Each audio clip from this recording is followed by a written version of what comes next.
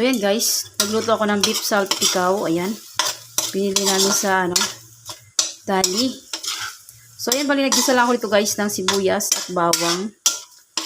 Ipa-brownish lang natin to guys.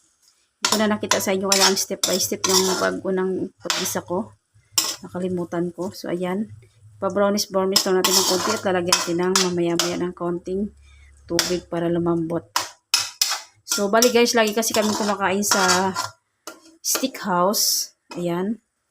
Doon sa ASM. Lagi kasi kami kumakain doon guys ng ganito. Ayan, yung ganito.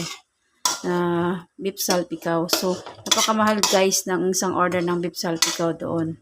So, ayan, nag-isip ko na lang na magluto ako nito kasi gusto ni Tanta ng beef salpikaw. So, ayan guys, balikan natin mamaya-maya at lalagyan natin ng tubig. So, ayun na yan guys. Ano na natin siya, lalagyan din siya ng tubig kasi tuyo na siya para lumambot.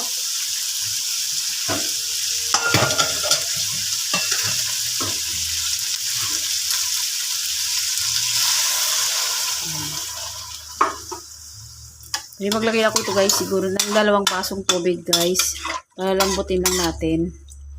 Pwede nyo naman ito guys igisa sa margarine or butter. So wala kasi ako dito sa bahay, kaya ang nilagay ko ay ordinary na ano lang guys, yung mantika talaga na aking gipang gisa dito. So ayan, balikan natin guys maya-maya kapag tuyong-tuyo na siya.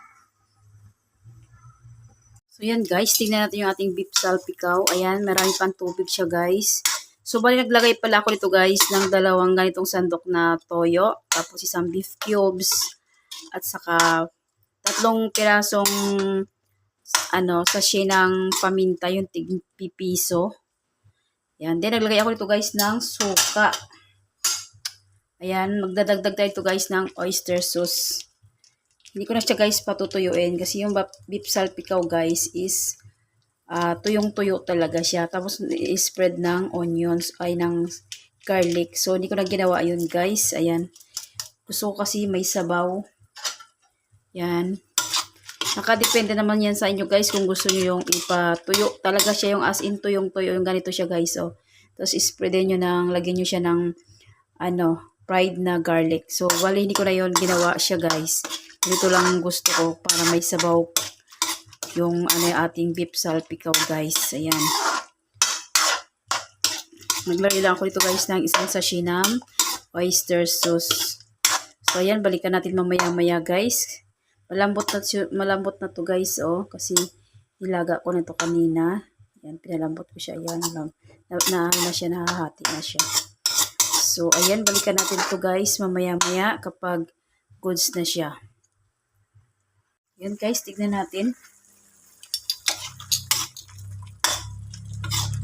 Ayan, goods na to guys, yung ating beef salpikaw guys. Pwede nating patayin ang ating kalan. Yan, luto na siya guys. Yan, sarap ng ating beef salpikaw guys.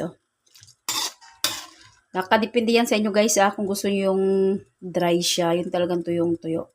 So, kasi nilagyan ko siya ng sabaw.